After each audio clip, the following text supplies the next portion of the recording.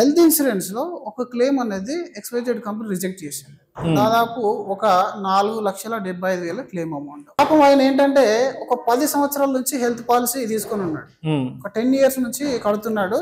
ఒక 1 year back మాత్రం company change చేశాడు. Because of the sum assured ఎక్కువ ఉందని, బెనిఫిట్స్ ఎక్కువ వచ్చాయని చెప్పేసి. హ్మ్. అయితే ఈయన చేసే సందర్భంలో ఏమనుకుంటాడు, నాకు 10 సంవత్సరాల సీనియారిటీ ఉంది. ఇంకా నా వెయిటింగ్ పీరియడ్స్ అన్నీ కంప్లీట్ అయిపోయాయి. ఏదైనా సరే నాకు డే 1 నుంచి వస్తుందనే భ్రమలో ఉండి హ్మ్. చేంజ్ చేశాడు. అది దురదృష్టవశాత్తు వాళ్ళ వైఫ్‌కి ఈ గర్భసంచి రిమూవల్ చేయాలని చెప్పేసి డాక్టర్ ప్రిస్క్రైబ్ చేశారు. దీన్ని ఏమంటారు యుటెరస్ రిమూవల్ అంటాం మనం. హ్మ్. యుటెరస్ రిమూవల్‌లో ఈ క్లెయిమ్ పెట్టారు. క్లెయిమ్‌కు వెళ్ళిపోయింది హాస్పిటల్‌కి. ఒక 1 అవర్, 1 ½ అవర్ టైంలోనే రిప్లై వచ్చేసింది. ఇది మేము ఇవ్వలేమని చెప్పేసి. అదేంటి సార్, నేను 11 సంవత్సరాల నుంచి ఉన్నాను పాలసీలో, 10 సంవత్సరాలు బయట, ఇప్పుడు ఒక సంవత్సరం ఇక్కడ ఆల్మోస్ట్ అని అంటే, అయితే మనం ఒక కంపెనీ నుంచి ఇంకొక కంపెనీకి చేంజ్ చేయడానికి పోర్టింగ్ అంటాం. పోర్టబుల్ అవుతాం కదా. పోర్టబుల్ అవుతాం కదా. పోర్టబుల్ టైంలో కూడా మీ యొక్క కంప్లీట్ హెల్త్ సమాచారం అనేది కొత్తగా అండర్ రైట్ చేస్తారు, ఎవాల్యుయేట్ చేస్తారు. హ్మ్.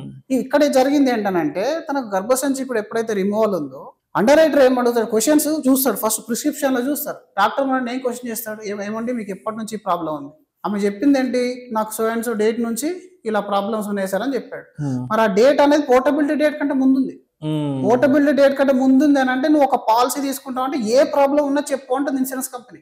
అక్కడ నో అని చెప్పేసి, నాకు ఎలాంటి ప్రాబ్లం లేదని చెప్పేసినావు. ఇక్కడ ప్రాబ్లం ఉంది.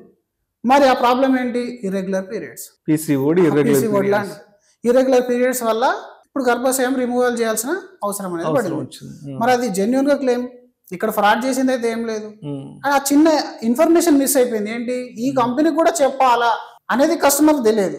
దాని తర్వాత ఇన్సూరెన్స్ కంపెనీ కూడా స్మార్ట్ గా ప్లే చేసేసింది. వాళ్ళు ఇవ్వాలంటే ఇవ్వచ్చు. అంటే అది మన దగ్గరకు వచ్చినప్పుడు కేసు, దాన్ని కొంచెం మనం టేకప్ చేసేసి అంబుడ్స్మెన్ లో అక్కడిక్కడ కంప్లైంట్ చేసేస్తే మొత్తానికి అయితే వాళ్ళు పేమెంట్ చేశారు. కానీ దాదాపు కస్టమర్ ఫిక్స్ అయిపోయాడు ఈ క్లెయిమ్ ఇంకా రాదు అని చెప్పేసి. ఆ 4,75,000 after paying 11 years of health insurance premium zero అయిపోయింది కదా.